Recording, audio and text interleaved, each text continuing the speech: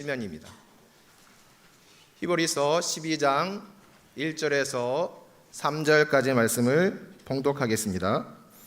이러므로 우리에게 구름같이 둘러싼 허다한 증인들이 있으니 모든 무거운 것과 얽매이기 쉬운 죄를 벗어버리고 인내로서 우리 앞에 당한 경주를 하며 믿음의 주요 또 온전하게 하시는 이인 예수를 바라보자.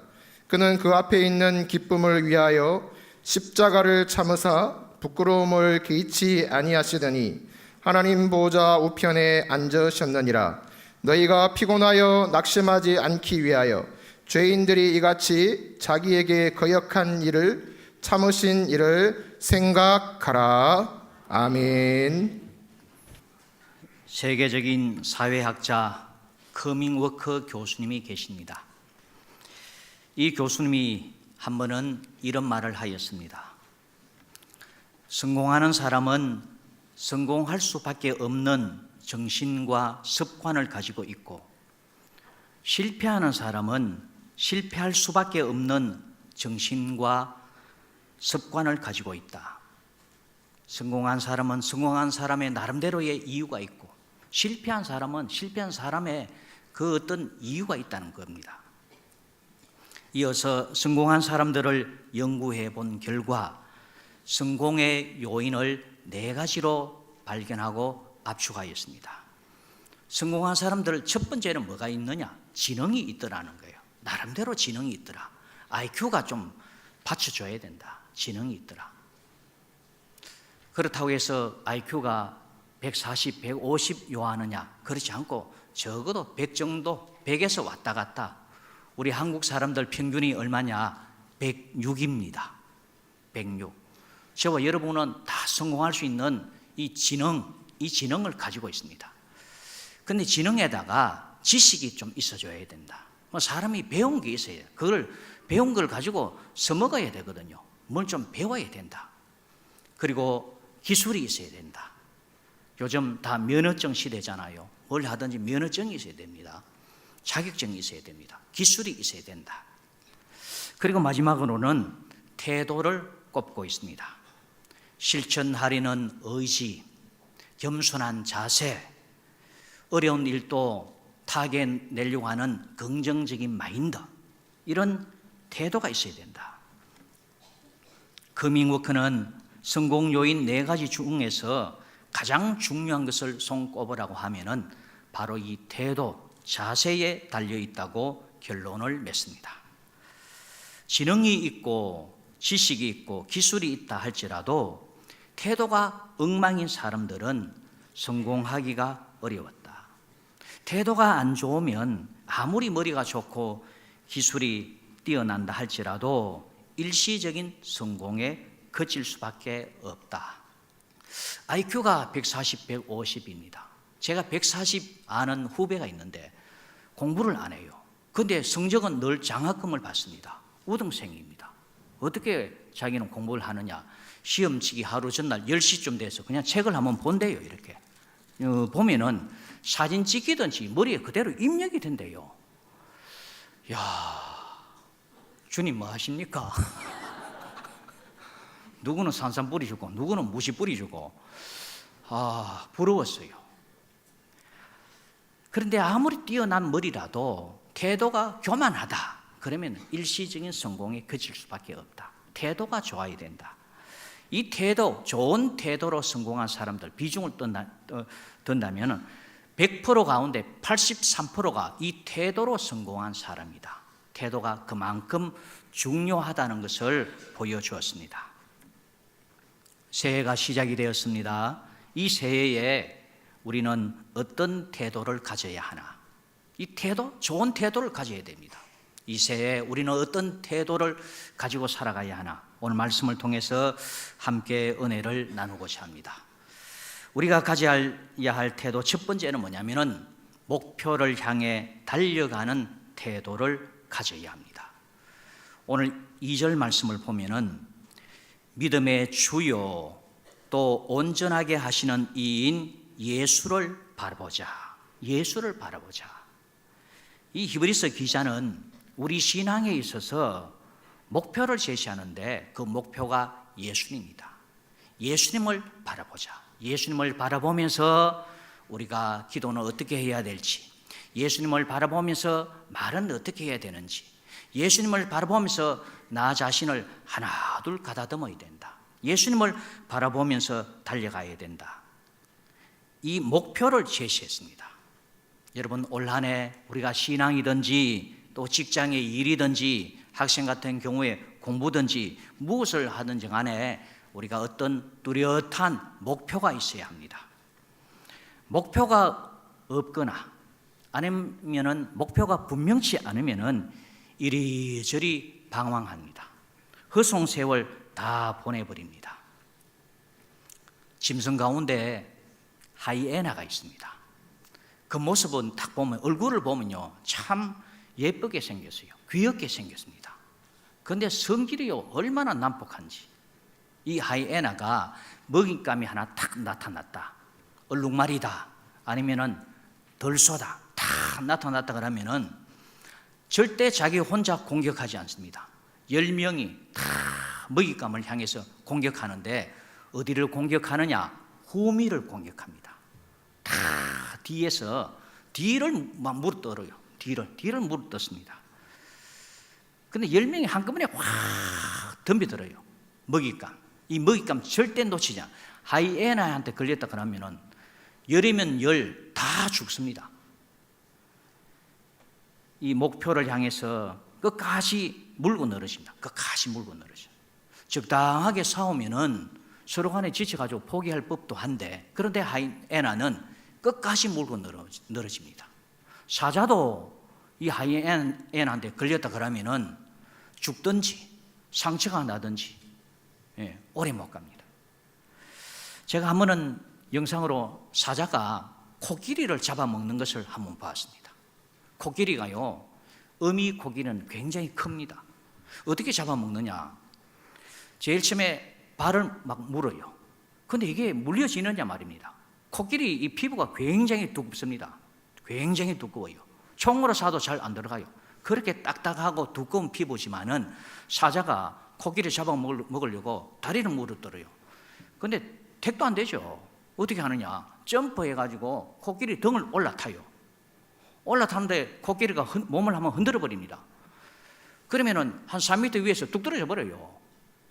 근데 이 사자 포기하지 않고 그 다음에 또 점프해가지고 코끼리 위에 올라타가지고 목덜미를 물어요.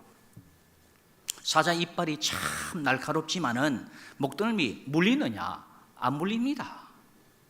또 떨어져요. 그 다음 또 점프해서 또 이 코끼리 등을 올라탑니다. 목덜미 쪽으로 갑니다. 또 흔들어 버려요. 10번을 떨어집니다. 근데 사자도 지치고 코끼리도 지치는데 결국은 누가 이기느냐? 사자가 이기더라고요. 끝까지 물고 늘어지더라고요. 끝까지 물고 늘어지니까 코끼리도 지쳐버리는 거예요. 그러다가 털썩 주저앉아 버려요. 그걸 이제 잡아먹더라고요. 목표를 향해서 달려나가다 보면은 사자가 나오든지 들소가 나오든지 목표를 향해서, 타겟을 향해서 달려나가는 것이 그렇게 중요하구나라는 것을 제가 느꼈습니다.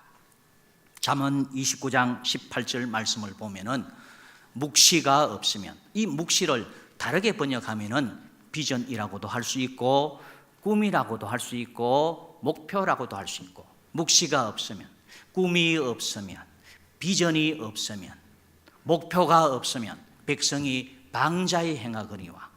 목표가 없으면은 사람들이 왔다 갔다 갈짓자, 오늘은 오른쪽 내일은 왼쪽 왔다 갔다 그래야 된다, 이 말입니다. 목표, 꿈 그만큼 중요합니다. 창세기 37장 19절에 보면은 요셉의 형제들이 요셉을 보고 하는 말이 서로 이르되 꿈꾸는 자가 오는도다. 꿈꾸는 자, 요셉을 보고 꿈을 꾸는 자, 꿈꾸는 자가 온다, 이렇게 얘기하고 있습니다. 요셉이 꿈을 꿨습니다. 하나님께서 요셉한테 꿈을 줬죠. 꿈 가운데 종류가 많이 있습니다. 계시적인 꿈이 있어요. 요셉에게 주신 꿈은 계시적인 꿈이 있습니다. 곡식단 형제의 곡식단이 요셉에게 절을 하는 꿈, 해와 달과 11별이 요셉한테 절하는 꿈, 뭔가 미래가 좀 잘 되겠다라고 하는 그런 꿈을 꿨습니다. 그리고 이 형제들한테 얘기했죠. 얘기하니까 형제들이 시기와 질투 미워하죠. 그렇지만 뭐냐? 자꾸 꿈 얘기하고 내 미래가 잘 될 것이다. 꿈을 자꾸 얘기하고 미래를 얘기하니까 형제들이 참 요셉을 달갑지 않게 생각합니다. 꿈꾸는 자가 오는도다. 그만큼 뭐냐? 꿈을 꿨다, 목표를 향해 달려가고 있다, 그런 반증입니다. 우리는 꿈을 꿔야 됩니다. 목표를 설정을 해야 합니다. 할렐루야. 헬렌 켈러는 이런 말을 했습니다. 세상에서 제일 불행한 사람은 꿈이 없는 사람이다. 세상에서 제일 불행한 사람은 꿈이 없는 사람이다. 비전이 없는 사람이다. 목표가 없는 사람이다. 앞을 못 보는 사람이 불쌍해 보이지만 인생의 꿈과 비전이 없는 사람이 더 불쌍하고 불행한 사람이다. 누가 불행한 사람이냐? 앞 못 보는 장애인이 불행한 사람이 아니라 꿈이 없는 사람, 목표가 없이 그냥 주어진 대로 살아가는 사람, 이런 사람이 불행한 사람이라는 거예요. 히브리서 11장, 우리가 12장을 봤지만은 11장에 보면은 믿음의 조상들이 많이 나옵니다. 아벨부터 시작해서 믿음의 조상들이 많이 나오는데 믿음의 조상들의 공통점이 있어요. 제가 11장을 읽어보면서 느낀 점이 공통점 두 가지를 꼽으라고 하면은, 하나는 뭐냐? 하나님의 말씀에 철저히 순종했습니다. 노아에게 방주를 지어라, 방주 만들어라. 마른 하늘에 무슨 배를 짓는단 말이야. 산 꼭대기에 무슨 배를 짓는단 말이야. 그러나 그대로 순종했습니다. 아마 노망했다 이런 얘기도 많이 들었을 것입니다. 그럼에도 불구하고 하나님의 말씀에 아멘하고 순종하고 그래서 배를 지었습니다. 아브라함에게 이삭 바치라, 하나밖에 없는 자식 바치라, 그대로 순종했습니다. 아니, 하나님 이삭을 통해서 하늘의 이 별과 같이 바닷가의 모래같이 자식들 많이 생기게 해주겠다고 안 그랬습니까? 따질 법도 한데 아브라함 믿음, 죽더라도 다시 하나님 부활시켜서 이 부활된 자식을 통하여 자식도 많이 낳게 해주실 것이다, 이 믿음 가지고 있었습니다. 하나님의 말씀에 곧이곧대로 그대로 순종하는 것이 믿음의 조상들의 공통된 특징이었습니다. 믿음의 조상들은 이해가 되든지 이해가 안 되든지, 손해가 오든지 손해가 안 오든지 하나님의 말씀에 아멘하며 순종했습니다. 요거 특징이 하나 있고, 또 하나 특징이 뭐냐면은 항상 목표가 있었어요. 목표가 있었습니다. 이 목표는 이 땅에서도 목표가 있었지만은 저 천국의 목표를 두면서 하늘의 상을 바라보면서 달려갔습니다. 히브리서 11장 6절에 보면은 에녹은 세상 재미에 빠지지 않고 하나님과 동행했다 그랬습니다. 그런데 무엇 때문에 그랬느냐? 하늘의 상을 바라봤다 그래요. 하늘의 상을 바라보면서 쭉 달려간 거예요. 하늘의 상이라고 하는 그 목표 타겟을 향해서 쭉 달려갔습니다.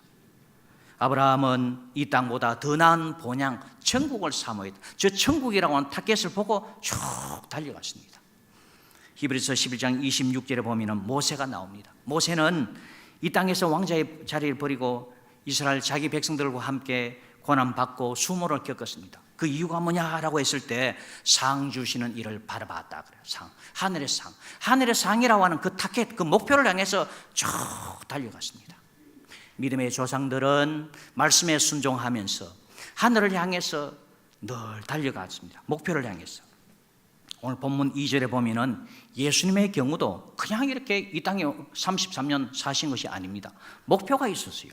예수님의 목표는 뭐였느냐라고 했을 때 2절에 보면은 믿음의 주요 또 온전하게 하시는 이인 예수를 바라보자. 그는, 예수님은 그 앞에 있는 기쁨을 위하여, 앞에 있는 기쁨, 이 앞에 있는 기쁨이 뭐냐라고 했을 때에 내가 십자가를 짐으로 내가 죄값 치러줌을 통하여서 저 영혼이 구원받는다고 하는 그 기쁨, 그 기쁨을 위해서 예수님 수모도 겪고 십자가를 지시고, 자 계속 2절을 읽어보면 중간에 그 앞에 있는 기쁨을 위하여 십자가를 참으사 부끄러움을 개의치 아니하시더니 하나님 보좌 우편에 앉으셨느니라. 3절에 보면 너희가 피곤하여 낙심하지 않기 위하여 죄인들이 이같이 자기에게 거역한 일을 참으신 일을 생각하라. 죄인들이 예수님을 거역하고 희롱하고 그러나 거기에 넘어가지 않고 십자가를 지셔서 우리의 죄값 치러 주셨습니다. 여러분들의 죄값을 다 치러 주셨습니다. 그 이유가 뭡니까? 내가 십자가를 짐을 통하여 내 죽음을 통하여 너가 구원받는다고 하면은, 너가 천국 간다고 하면은 나는 이거보다 더 큰 기쁨이 없다. 이 기쁨을 위해서 예수님 수모도 겪고 희롱도 당하시고 죽으셨습니다. 영혼 구원이라고 하는 이 타겟을 향해서 예수님 달려가셨습니다. 우리는 영적인 목표든지 또 이 땅의 개인적인 목표든지 우리는 좌우지간 목표를 잡아야 됩니다. 할렐루야. 목사님, 올해 저는 10kg 빼겠습니다. 그 빼면 돼요.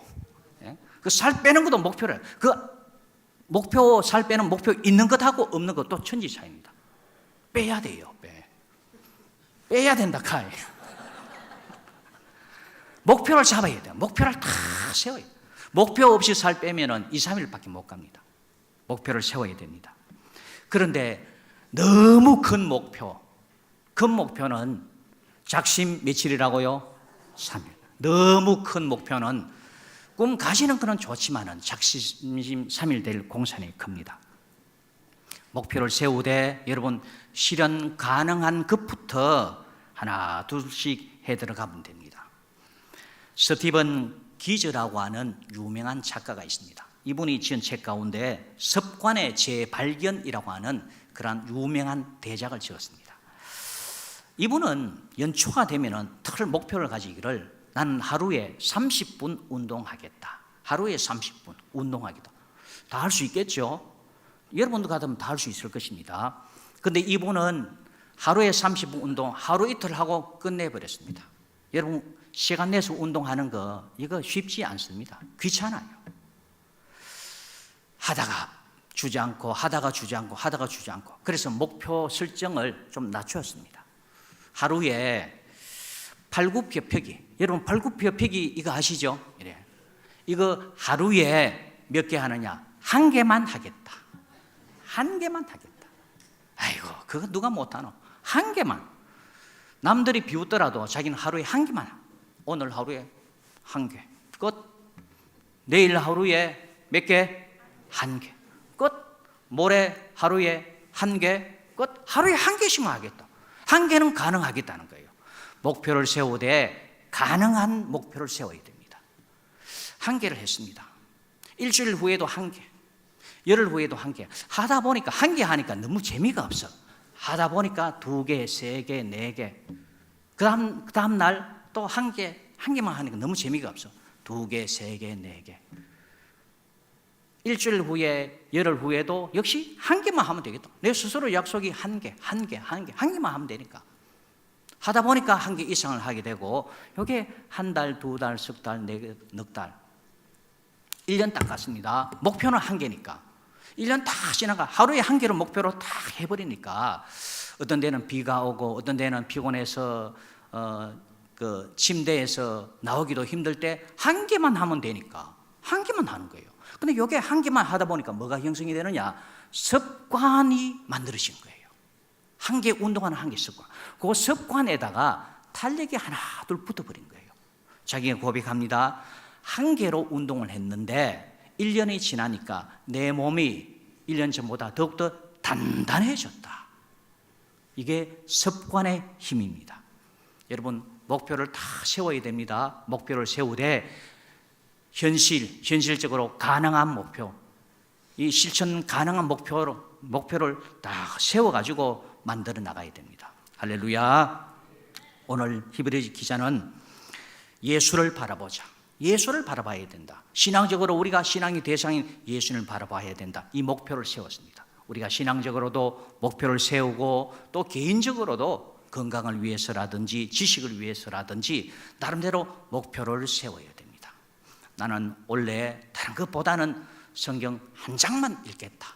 아니면은 나는 다 한 장도 힘들다. 한 절만이라도 하겠다. 그래도 됩니다. 한 절만 쭉 읽으면 해보십시오. 성경 읽는 습관이 형성이 됩니다. 할렐루야.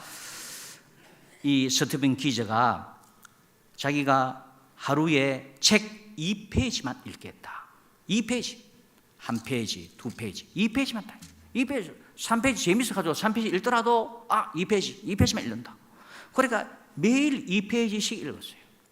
그리고 하루에 글 2줄 내지 3줄 적겠다. 그만 2줄, 컴퓨터로 2줄 또는 3줄, 그만 다. 요게 1년 다 지나니까 글 읽는 습관, 독서하는 습관, 그리고 글을 작성하는 습관, 요게 습관이 딱 되니까 나중에 책을 출판하는데 아무런 어려움이 없더라. 책을 읽는데도 가속도가 붙는 거예요. 습관이 그만큼 중요한데, 자, 이 습관, 작은 목표로 해서 습관을 만들어라. 여러분, 이 목표를 세우고 우리가 습관을 만들고 달려나가는 것이 그렇게 중요합니다. 할렐루야. 그 다음 두 번째 태도는 뭐냐면은 죄를 멀리하는 태도를 가져야 합니다. 달리기 가운데는 장애물 달리기가 있습니다. 한참 열심히 달리다가 장애물, 허들이 나옵니다. 그러면 이 장애물 뛰어넘어가야 합니다. 우리 인생에 있어서 또 신앙에 있어서 허들, 장애물이 발생할 때가 있습니다. 뛰어넘어가야 됩니다. 이 장애물을 성경에서는 뭐라고 얘기하느냐? 죄라고 얘기하고 있습니다. 이 죄라고 하는 것은 하나님께서 하라 그랬는 거 안 하고, 하지 마라 그랬는 거 꼭 청개구리처럼 찾아서 하고, 반대로 하는 거, 이게 죄입니다. 오늘 1절 중간을 보면은 죄에 대해서 좀 설명을 하는데, 모든 묵은 것과 얽매이기 쉬운 죄를 벗어버리고, 이 죄는 참 잘 얽어매진다는 거예요. 유혹에 잘 빠진다는 거예요. 유혹에 잘 빠진다. 그리고 이 죄는 우리 인생을 무겁게 한다. 얽매이는 것, 죄에 쉽게 빠진다. 죄의 유혹에 우리가 너무 잘 빠진다는 거예요. 들에 가면은 이 도깨비 풀이 있습니다. 도깨비 풀. 슬슬 지나가면 하더라도 도깨비 가시가 다다다다 붙어요. 이거 떼려가면 좀 얼마나 힘든지. 또 자마탄 이게 가시가 몸속에 박혀가지고 잘 나오지도 않아요, 이게. 죄가 이렇습니다. 죄의 유혹이 이렇게 많은데, 우리가 죄를 가까이 하면 나도 모르는 사이에 이 도깨비 풀에 빠지듯이 이런 유혹에 얼마나 잘 빠지는지 모릅니다. 뿐만 아니라 죄에 빠지면은 그 인생이 무겁다 그랬습니다. 무거운 인생, 피곤한 인생이 됩니다. 제 고등학교 친구 가운데 한 분이 외동이었습니다. 군대를 갔는데 특공대에 어떻게 몸이 신체가 좋아가지고 특공대에 들어간 거예요. 군 복무 중에 안타깝게 사망을 했어요. 외동인데 어떻게 죽었느냐? 훈련 받는데 중사가 아마 화가 좀 났겠죠. 이 병사들 얼차를 주는데 땅바닥에서 얼차를 준 것이 아니고 연못에 들어가라 그러는 거예요. 연못에. 전부 다 군장을 메고 철모 쓰고 워카 신고 지금 완전 구장해가지고 물이 다 들어갔대요. 다 들어갔는데, 여러분 군인들 군장이 그렇잖아요. 군장, 사회 말로는 배낭입니다. 배낭에다가 더 첨부하는 것이 담요, 군용 담요를 D자식으로 해서 배낭으로 서 이렇게 덮습니다. 이 상태로 물에 빠져버리니까 들어갈 때는 좋았는데 나올 때 이 모포에 물이 다 묻어가지고 무거워서 나오지를 못하는 거예요. 그래서 다른 병사들은 다 나왔는데 이 친구는 살려달라고 하니까 사람들이, 그 병사들이 장난치는 줄 알았대. 그 자리에서 그냥 죽어버린 거예요. 보상금 150만 원. 죄라고 하는 것이 그렇습니다. 죄라고 하는 것이 이런 나를 무겁게 하는 거예요. 나를 너무 힘들게 하는 겁니다.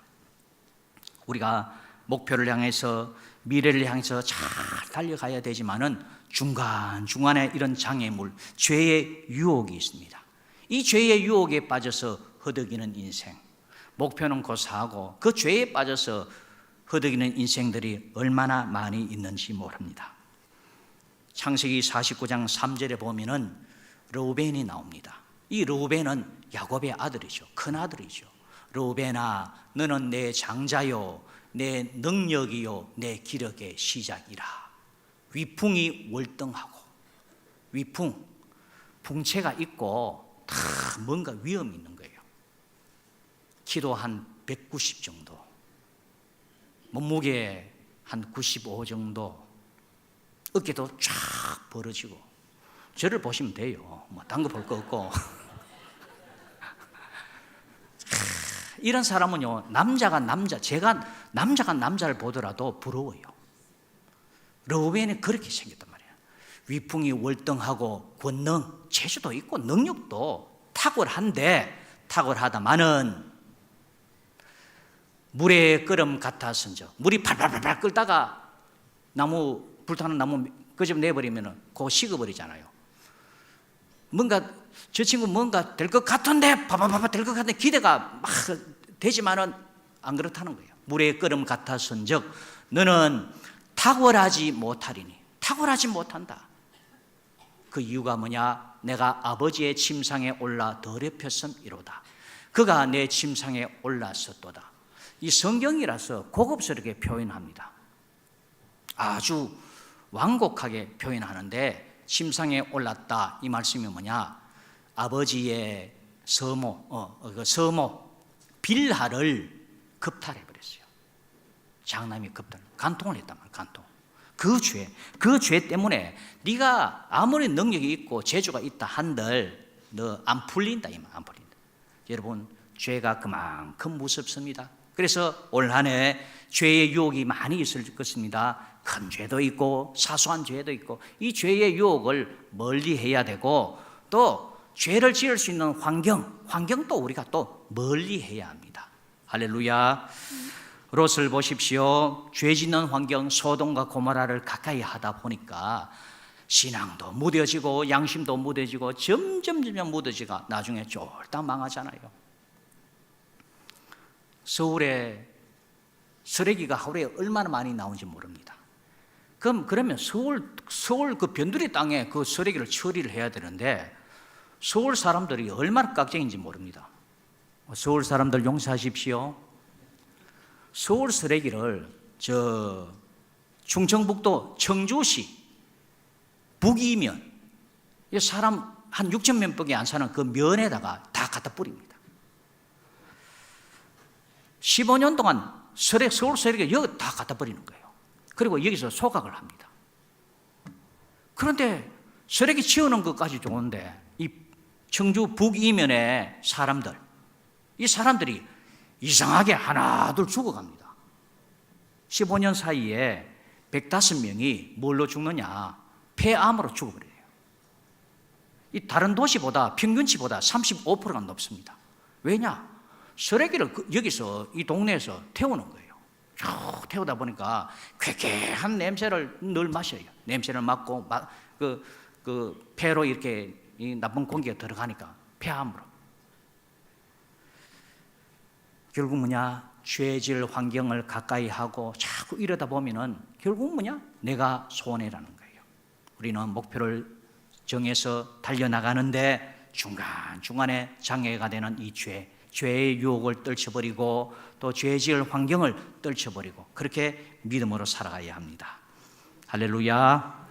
그 다음 세 번째, 우리가 어떤 태도를 가져야 되느냐? 목표를 위해서, 목표 달성을 위해서 최선을 다하는 태도가 있어야 됩니다. 오늘 1절 말씀을 다시 보면은, 이러므로 우리에게 구름같이 둘러싼 허다한 정인들이 있으니 모든 무거운 것과 얼매기 쉬운 죄를 벗어버리고, 우리 같이 합니다. 인내로서 우리 앞에 당한 경주를 하며. 인내로서 지금 히브리서 기자는 우리 인생 또 우리 신앙을 표현하기를 달리기의 비유를 들고 있습니다. 달리기를 하면서 힘든 게 참 많은 거예요. 숨도 차죠. 그리고 정신도 오락가락하죠. 또 운동 안 하다가 운동하면은 또 구토도 일어나고 참 힘이 듭니다. 선수가 메달 따기 위해서 얼마나 고생을 많이 합니까? 그러나 그 모든 과정 하나 둘 이겨내야 된다, 인내해야 된다. 이 말을 다르게 얘기하면은 목표를 향해서 최선을 다해라, 최선을 다해라. 목표 이루기 위해서 최선을 다해라. 이것을 가르쳐 주고 있습니다. 믿음의 조상들은 무슨 일을 만나든지 항상 최선을 다했습니다. 창세기 31장 38절을 보면은 야곱의 이야기입니다. 내가 이 20년을 외삼촌과 함께 하였거니와 외삼촌의 암양들이나 암염소들이 낙태하지 아니하였고 또 외삼촌의 양떼의 순양을 내가 먹지 아니하였으며 물려 찢긴 것은 내가 외삼촌에게로 가져가지 아니하고 낮에 도둑을 맞았든지 밤에 도둑을 맞았든지 외삼촌이 그것을 내 손에서 찾았으므로 내가 스스로 그것을 보충하였으며. 외삼촌 양 치는데 곰이 나타나가지고 양 물어 가고 그거 불가항력적인 부분이 있잖아요. 그거 외삼촌이 안 봐줍니다. 네가 물어내라. 그거 야곱이 다 일일이 다 물어냈어요. 악덕 기업주입니다. 악덕 기업주 밑에서 얼마 있었느냐? 20년을 견뎌냈습니다. 자, 그러면서 얘기하기를 40절에 내가 이와 같이 낮에는 더위와 밤에는 추위를 무릅쓰고 같이 합니다.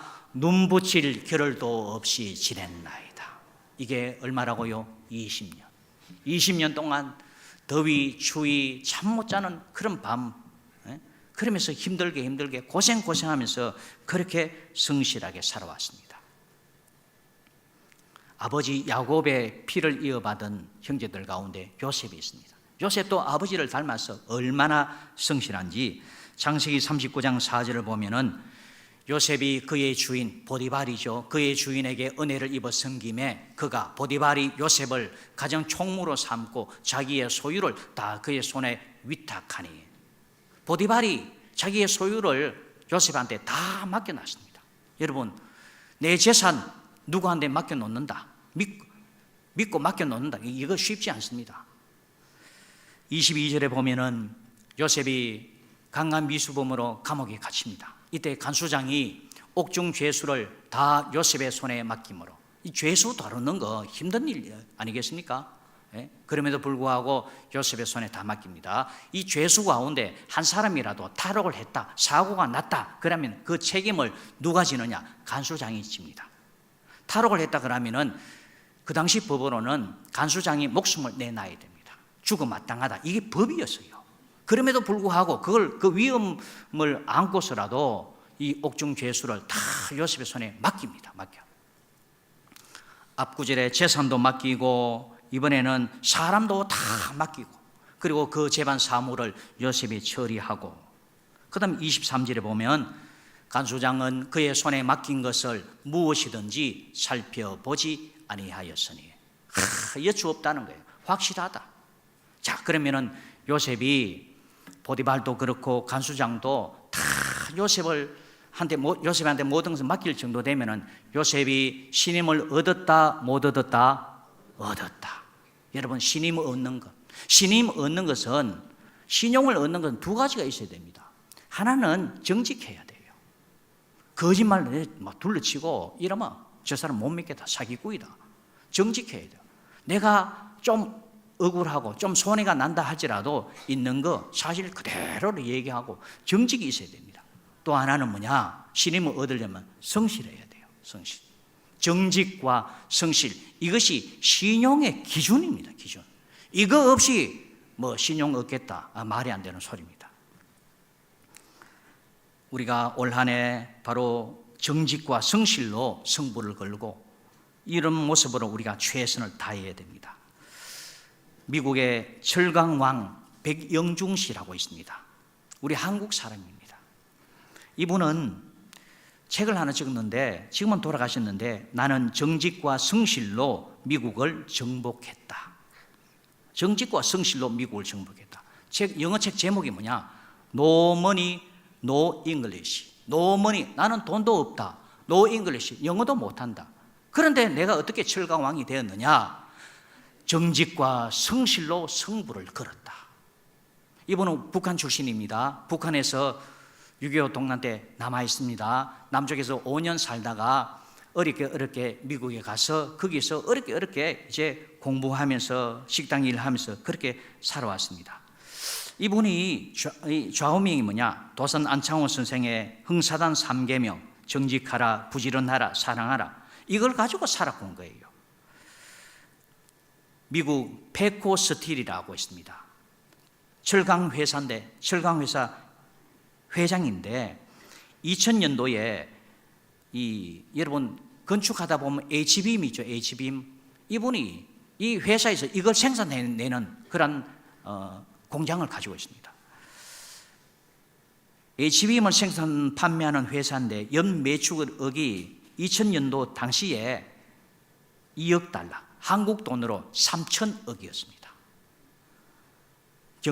경량철공 업계에서 시장 점유율이 미국에서 60%를 차지하고 있습니다. 그렇게 쉽게 생각하면은 미국 시장을, 철강 시장을 다 이렇게 한국 사람이 삭스리했습니다. 돈도 없어요. 영어도 못해요. 뭘로 승부를 거느냐? 성실과 정직으로. 저 사람 말은 내가 믿을 수 있어. 저 사람 성실해. 저 사람 정직해. 저 사람 납품한다고 내가 도와줘야지. 그러면서 나중에 고백하기를 성실과 정직으로 살아온 그 결과 하나님께서 은혜를 베푸셔서 좋은 분들을 만나게 해 주셨습니다. 이렇게 매사에 성실과 정직으로 최선을 다하니까 하나님께서 늘 길을 열어주십니다. 올 한 해 하나님 주신 2026년 여러분 큰 목표든 작은 목표든 신앙의 목표든 또 살을 빼는 목표든 목표를 잡으십시오. 목표를 잡고 이 목표를 향해서 최선을 다하십시오. 그리고 이 최선을 다하는 가운데 중간중간에 유혹이 있을 것입니다. 여러분 그 순간의 유혹을 참아내지 못하는 그런 어리석은 자 되지 말고 요거 잠깐 이겨내면 됩니다. 이겨내면 됩니다.